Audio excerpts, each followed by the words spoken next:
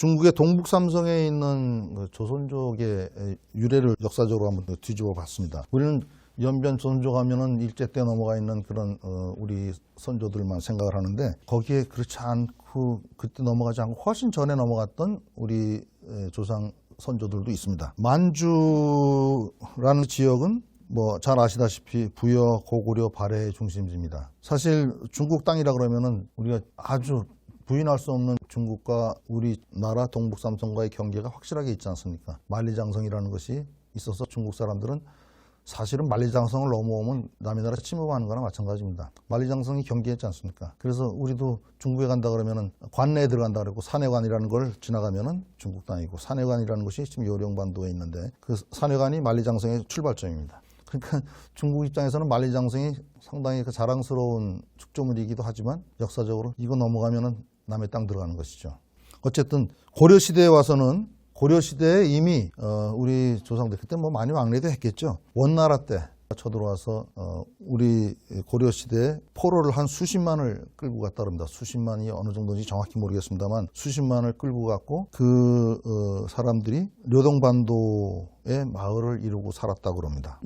이분들이, 이 후손들이 지금도 살아계십니다. 이분들인 뿌리가 확실하게 거기 고려시대의 포로였다고 생각되는 게, 우리 조선족이 이제 한국 방문이 허용됐잖아요. 91~2년에 이제 수교하면서 그 이전부터 이미 조선족들이 한국에 들어오기 시작했는데, 그러면서 한국에서 그냥 대우를 받고 그러니까 그때는 뭐 대부분 조선족 하면 연변 내지는 그 주변이라고만 생각했죠.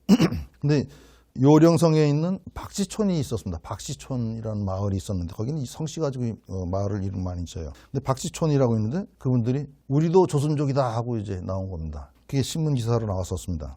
근데 조선말을 하나도 못해요. 한족이나 마찬가지였어요. 근데 조선족이라는 말을 부인할 수 없는 게 이분들의 성씨가 박씨입니다. 박씨는 우리나라의 고유성이잖아요. 다른 성들은 다 중국에서 따온 성이라 그러죠. 뭐 중국에서 시조가 왔다는 뜻이 아니고 그 성 이름을 다 따왔죠. 근데 박씨만은 우리나라에서 생긴 성이라 그러잖아요. 근데 박씨촌이라면, 그분들이 박씨를 가지고 있다면 우리 땅에서 유래한 사람들이라는 것이 확실한 것이죠. 어쨌든 그래서 화제가 됐었습니다. 조선말 한마디도 못하는데 우리도 조선족이라고 나오면서 우리도 한국에 갈 수 있는 그런 특혜를 달라는 취지로 다 얘기를 했었습니다. 자, 그 다음에 조선시대에 와서는 그 조선 말기에 뭐 정치도 어려워졌지만 그 흉년이 들어가지고요. 흉년 때문에 만주로 넘어가는 사람들이 많았었습니다. 그때 당시에 만주 지역은 그 청나라죠. 중국은 만주 지역이 청나라 민족이 발원한 지역이라고 그러죠. 지금은 이제 뭐 백두산, 장백산이라고 그러죠. 그 사람들은 장백산이 그 만주족의 발원지다. 자꾸 이제 장백산을 끌어들입니다.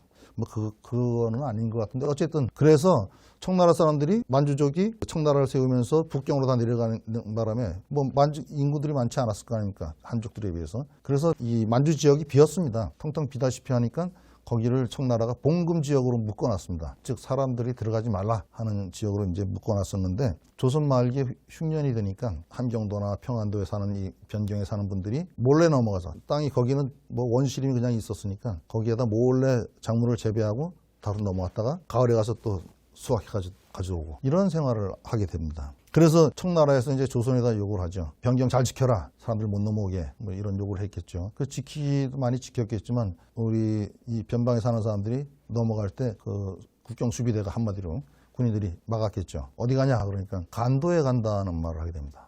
두만강의 중간에 섬이 있었답니다. 그래서 사이간자 섬도자인데요. 사이섬이라고 그러는데 그 섬이 있었는데 나 중국 땅 가는 게 아니고 간도에 가려고 가는 거다. 그러니까 국경 수비대가 넘겨줬겠죠. 보내줬겠죠. 그래 간도에 간다고 하면서 중국 땅으로 들어와서 개척하고 경작을 했습니다. 그래서 그 지역에 간도라는 이름이 붙게 된 겁니다. 간도는 사실은 섬의 이름인데 그 간도라는 지명은, 그래서 이제는 그 전 지역이, 연변 지역이 다 간도가 됐던 겁니다. 이렇게 조선시대에 많이들 넘어가서 뭐 정착해서 살기까지는 했는지는 모르겠습니다만 많이들 넘어가서 경작을 하고 그랬습니다. 그러면서 이제 일제시대에 들어오면서는 좀 상황이 달라집니다. 일제시대에 저 남쪽에 가서 전쟁을 하면서 군량미를 대야 되니까 군량미를 댈 수 있는 방법을 찾다가 만주 쪽에 빈 땅을 보고서 거기서 곡식을 재배해서 군량미를 쓸 생각을 하게 됩니다. 일제들.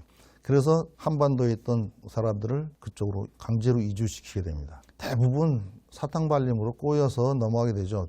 땅이 없이 소작 붙이는 사람들, 어렵게 사는 사람들, 머슴, 옛날에 뭐 그런 것도 있었죠. 그래서 이런 분들을 꼬여서 데리고 글로 넘어갑니다. 그럼 너네들 땅 줄 테니까 가자 해서 강제로 이주를 하게 됩니다. 그런가 하면은 자발적으로 넘어간 분들도 있습니다. 뭐 소작농들, 땅이 적어서 땅은 있지만 뭐 먹고 살기 힘든 분들, 뭐 이런저런 이유로 땅에 넘어가고 뭐 이런 상황들이 생기면서 야, 저기 가면 땅이 있다더라, 땅 준다더라, 그래서 가자 해서 넘어가는 그런 분들도 많았을 겁니다. 그런가 하면은 자발적 이주에는 또 항일 독립운동을 하기 위해서 반도 안에서는 하기 힘드니까 그쪽으로 넘어간 분들도 있습니다. 거기는 그래도 일본은 한국까지는 자기네 땅이라고 생각했지만 그쪽은 중국 땅이라고 생각했으니까 외국이니까 활동이 좀 자유로울 거라고 생각해서 글로 넘어가신 분들이 지식인들을 포함해서 애국지사들이 많이 있습니다. 그래서 일제는 그 지역에 있는 조선족들, 지금으로 얘기하면 조선족이지만 그때 당시에는 우리 민족이죠.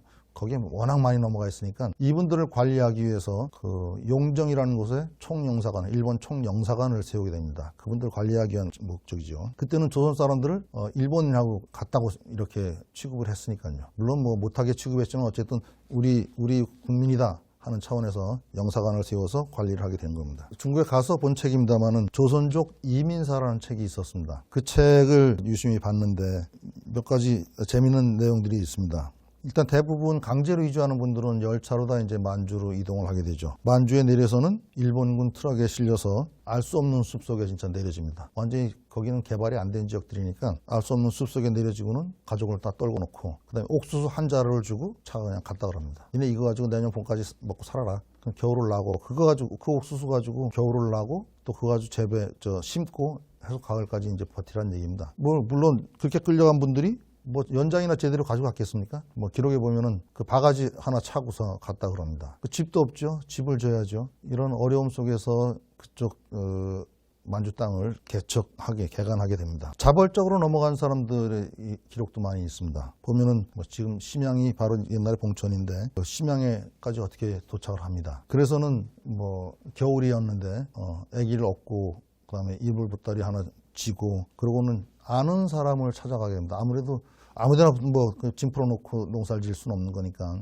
아는 사람을 찾아가게 됩니다. 먼저 넘어왔던 이웃 사람들 뭐 이런 사람을 찾아가는데 한겨울에 그때 당시에 옷이 뭐 어땠겠습니까? 시원치 않았겠죠. 그래서 그런 시원치 않은 옷을 입고 한겨울에 아기 업고 이불 찜지고 그리고 눈보라 속에서 아는 사람을 찾아서 이제 한도 없이 걸었죠. 거기 뭐 땅도 넓으니까 많이도 걸었을 겁니다. 그렇게 어떻게 찾아서 조그만 마을에 가서 아는 사람 집에 들어갔는데 들어가 보니까 아기를 잘 업는다고 업었는데 아기 발이 나온 걸 몰랐습니다. 아기 발이 나온 걸 몰라서 와보니까 아기 발이 얼어가지고 나중에 잘라내고 그랬다는 이야기들도 가슴 아프게 좀 읽었었습니다. 이 봉금 지역이었기 때문에 숲이 무성했고 원시림 같은 정글이었다고 합니다.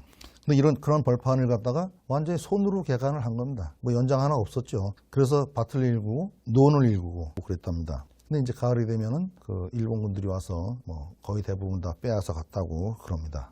논 이야기가 나오니까 지금 만주 지역에 가면은 동북삼성에 가면은 그 논이 상당히 많습니다. 그 동부삼성에 있는 논의 거의 100%는 거의 다 조선족들이 개간한 논이라고 보시면 됩니다. 한족들은 그때 논농사를 못 졌습니다. 질 줄을 몰랐습니다. 밭농사를 지었습니다. 그분들은 한텐이라 그러는데 그래서 조선족들은 가면은 물길을 보고 지형을 보고 물이 들어올 수 있는 곳이면 다 논으로 개간을 했다고 합니다. 그래서 저도 가봤습니다만 흑룡강성에 논 많은 지역 그 마을에 들어가면 지금까지도 조선족들이 살고 있습니다. 그렇게 이제 그 동부삼성에 우리 조선족들이 흘러 들어가게 되고 그런 곳곳에 이제 살게 되죠. 중국의 전체 조선족이 한 200만 정도 된다 그럽니다. 그렇지만 연변이라는 지역, 연변은 조선족 자치주인데 연변에 살고 있는 조선족은 그중에 한 80만밖에 안 됐었습니다. 많을 때. 그러니까 나머지 120만이 연변 바깥에 흩어져 살고 있었다는 얘기죠. 심양 이쪽 요령성 쪽에도 그렇고 흑룡강성 쪽에도 특히 흑룡강성 쪽 그 북쪽으로 가면은 상당히 많은 그 조선족 마을이 있었습니다. 어쨌든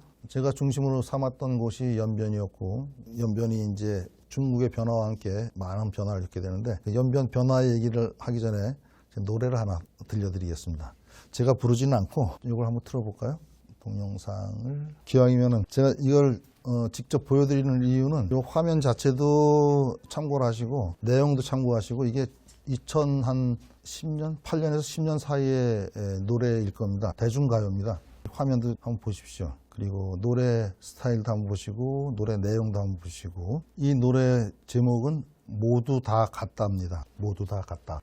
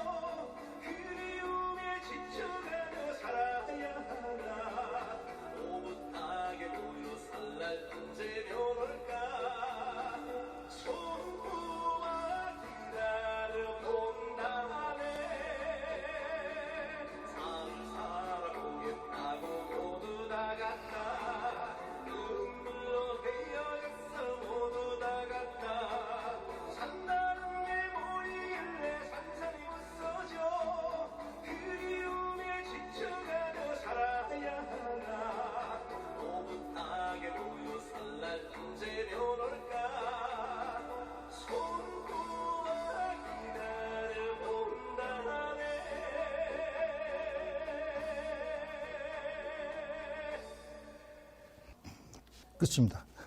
어떻게 보셨습니까? 한 10여 년 전 노래이긴 하지만 연변에 계신 분들한테는 죄송한 말씀이지만 제가 한마디로 얘기한다면 촌스럽죠? 예, 동의하시죠? 예, 근데 이분이 그 노래하신 분이 최승아라는 분인데 그 연변에서는 연예인입니다. 연예인. 당연히 의상도 훌륭한 의상이고 10여 년 전 얘기입니다. 이 상황이. 그리고 또 하나 재밌는 거는 노래 곡조가 트로트입니다. 쿵짝쿵짝하는 트로트입니다. 그 사람들은 그것이 기본 리듬입니다. 우리는 뭐 요즘 뭐 트로트 무슨 뭐 오디션 하면서 좀 많이 달라지긴 했지만 옛날에 솔직히 말씀드려서 트로트 좀 이렇게 좀 아래로 보고 그러지 않았습니까? 표현이 좀 그렇습니다만 뭐 천한 노래처럼 이렇게 생각을 하고 그랬던 적이 있습니다. 근데 그 리듬이 그 연변에서는 기본 리듬입니다. 그것이 너무 신기로웠고요. 그 다음에 또 한 가지 재밌는 건 뭐 거기는 사회주의를 살아왔던 데라서 그런지 이런 트로트 뽕짝을 부르는 가수와 대학에서 성악을 배운 가수가 같은 무대에 서서 노래를 합니다. 그것이 하나도 이상하지가 않습니다. 다 평등하다 그럴까요? 뭐 그런 느낌입니다. 근데 우리나라는 어떻습니까? 뭐 대중가요 콘서트에는 뭐 무대를 불려주지 않니 많이 뭐 이런 얘기들도 나오고 그러지 않습니까? 그런 면에서 우리가 반성할 것도 많이 있는 것 같고요. 그래서 그런 의미에서 제가 직접 보여드렸습니다. 내용상으로는 보면 모두 다 같답니다. 아내도 가고 남편도 가고 삼촌도 가고. 그러니까 누가 남아 있습니까? 할아버지 할머니 아이들만 남아 있는 겁니다. 그리고 또 한 가지 발견하셨는지 모르겠습니다만 표기법이 안해라는 표기가 있었고 러시아라는 표기도 있었습니다. 러시아는 러시아를 얘기하는 거죠. 이 표기법, 이 기준이 어디 있을까? 이것도 궁금하실 거예요. 이것 말씀을 드리겠습니다. 어쨌든 92년도에 한국과 중국이 수교를 하게 됩니다. 저는 한국과 중국이 수교하기 한 해 전에 91년도에 중국을 갔었습니다.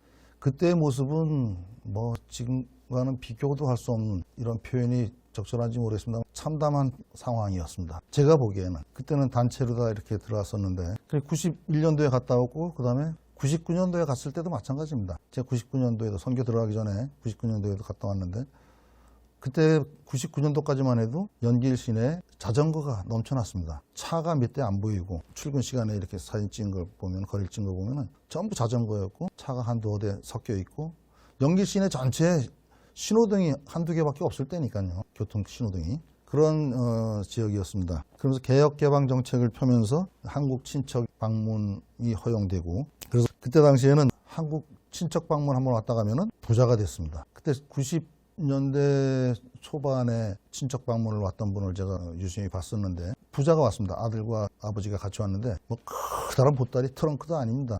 커다란 보따리에 중국 약을 이제 잔뜩 가지고 왔었습니다. 그리고 그 약을 주변 사람들한테 친척 방문 왔으니까 친척을 포함해서 주변 사람들이 사줬죠. 팔았죠. 그 약을 팔아서 돈만 모아가지고 한 게 일도 하지 않았습니다. 그때 당시에는 일도 너무 안 했습니다. 그때 당시에 2천만 원을 모아가지고 갔습니다. 2천만 원이면은 뭐 지금 환율로 해도 10만 위안입니다. 중국 돈으로 10만 위안인데 그때 당시에 월급이라는 것이 한 200원, 뭐 300원 할 때입니다. 1년 연봉이래 봐야 그럼 얼마입니까? 2,400원밖에 안 될 때죠. 그러니까 한 번 친척 방문 하다 가면은 떼부자가 되는 겁니다. 한마디로. 그러니까 너도 나도 그냥 친척 찾느라고 난리를 쳤었고 가짜 친척을 만들어주는 그런 브로커들도 있었습니다. 그래서 브로커들한테 그때 당시에 월급 2,300원밖에 안 될 당시에 브로커들한테 2, 3만 원씩 주고서 그 가짜 친척을 만들고 서류를 만들고 하는 일들을 했습니다. 그런 2, 3만 원을 만들기 위해서 사방에서 돈을 빌렸을 거 아닙니까? 근데 그게 안 돼가지고 사기당하고 그래서 자살하고 이런 일들도 많았었습니다. 뭐 지금은 많이 좀 상황이 달라졌겠지만 그 조선족들이 한국에 와서 뭐 제가 처음 그 선교 나올 때가 2002년도니까 선교 나갔을 때가 그때 당시만 해도 한국에 와서 취업해서 한 달 월급이 중국에서 1년 수입이었습니다.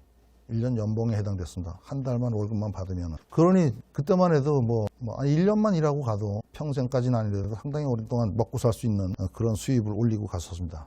그래서 귀국하면은 한국에 와서 일하고 귀국한 사람들이 첫 번째 하는 일이 아파트 사는 거, 그 다음에 차 사고 이런 일들을 먼저 했습니다. 들어오면은. 그 다음에는 친척 친구들에게 돈도 빌려주고 그 다음에 전부 흥청망청 노는 데 썼습니다. 그래서 가보시면 연길에 유흥업이 많이 발달해 있습니다. 뭐 노래방도 엄청나고요. 뭐 식당 뭐 이런 술집이 엄청나게 많이 발달해 있습니다. 그래서 이분들은 엄청난 돈을 벌어갔으니까 그 돈을 떨어질 때까지 놀고 먹습니다. 거의 여기서 그렇게 한 번에 1년치씩 월급을 받던 사람이 중국 가서 일을 할 마음이 나겠습니까? 안 나죠. 못합니다. 그래서 그냥 그 돈 가지고 놀고 먹는 겁니다. 그리고는 그 돈 떨어지면 또 한국에 오는 겁니다. 또 한국에서 또 몇 달 아니면 1년 이렇게 고생하고 가면 또 실컷 놀 수 있으니까 이런 일이 반복되는 겁니다. 지금 한국에 와 있는 조선족이 한 80만 명 된다 그러죠. 중국 내 200만 중에 연변에 40만 명인데 그냥 하여튼 80만 명이 여기도 와 있으니까 중국에 남아있는 조선족 한 120만밖에 안 된다는 얘기입니다. 근데 이 한국에서 벌어온 돈이 상당히 큰 돈인데 그래도 생각 있는 사람, 제가 아는 어떤 분은 주유소나 하나 차려볼까 하는 생각을 하는 분도 봤습니다. 근데 어쨌든 대부분의 경우 그렇게 아파트 사고 자가용 사고 그다음에 친척들 돈 좀 빌려주고 놀고 먹고 그런 데 다 탕진하고 맙니다. 그러다 보니까 사업을 일으키는 종잣돈이 되질 않는 겁니다. 그러니까 자본 형성이 안 되는 겁니다. 돈은 벌어오는데 자본 형성이 안 되는 겁니다. 그때 당시에 연변에 들어오는 외화 수입이 그러니까 한국이나 일본, 미국이나 가서 월급을 받아서 이제 중국으로 보내겠죠. 그렇게 들어오는 외화 수입이 길림성 성도인 장춘에는 자동차 공장도 있고 아주 큰 도시입니다. 그 장춘의 그 외화 수입보다 훨씬 많았었습니다. 길림성 외화 수입의 거의 대부분을 연변이 차지하고 있었습니다. 그만큼 외국에서 들어오는 돈이 엄청 많았던 것이죠. 그래서 이제 그 연길 공항에 이렇게 한국에서 비행기가 오면은 조선족들이 이제 귀국하는 분들도 계시죠. 이렇게 들어오는 거 보면서 뭐 옷도 잘 차려입고 들어와요. 들어올 때는 이제 일도 하고 들어오니까. 그 한족들이 검사를 하고 수속을 밟겠죠. 그 한족들이 보면서 그런답니다. 너의 돈은 내 돈이다 하고 그런다는 겁니다. 그게 무슨 말인가 했더니 처음부터 들어와서 다 쓰니까 그 돈 걷어들이는 건 다 한족들이 걷어들이는 겁니다. 결국은. 니네 돈 다 내 돈이다. 이런 얘기를 한다 그럽니다. 속으로. 한족들의 경우 연길에 와보면은 길에 돈이 굴러다니는 게 보인답니다. 그 정도로 다 하여튼 연길이 흥청망청했습니다. 그래서 더 큰 도시에 사는 한족들이 할빈, 장춘, 심양에 사는 한족들이 소문을 듣고 연길로 돈을 벌러 옵니다. 그 연길에 있는 조선족들은 한국으로 돈 벌러 가고 그리고 그 사람들이 돈 벌어 오면 다른 도시에 있는 한족들이 와서 연길에 와서 돈 벌어가지고 나갑니다. 하여튼 그 정도로 다 연길에 외화가 많이 들어왔었습니다. 그래서 한족들은 요즘은 좀 들어오겠죠. 근데 한족들이 한국 못 가는 한족들이 연길에 오면은 그런 얘기를 한답니다. 꼭 외국에 온 것 같다고. 간판도 더더구나 우리 한글로 돼 있죠. 한글이 꼭 쓰게 돼 있죠. 그래서 외국 같다, 한국 같다, 뭐 이런 얘기를 합니다. 한 번은 그 안쪽에서 한족 수녀님들이 교육을 위해서 이제 연길에 왔었는데 그분들은 연길에 오는 게 뭐랄까요? 마치 외국에 나가는 것처럼 그렇게 설레는 마음으로 온다 그럽니다. 오죽하면은 그 길림에 있는 그 길림교구의 수녀원의 그 성가 수녀회라 그러는데요. 그 수녀님들이 그때 20주년인가 그래가지고 동기들이 어디로 놀러 갈까 하다가 연길로 놀러 왔습니다. 외국에 나가는 기분으로 연길로 이렇게 와서 놀다가 갔다고 그럽니다. 그래서 그 얘기를 들으면서 연길이 중국 내에서도 좀 특이한 어떤 그런 상황이 아닌가 하는 생각이 듭니다. 지금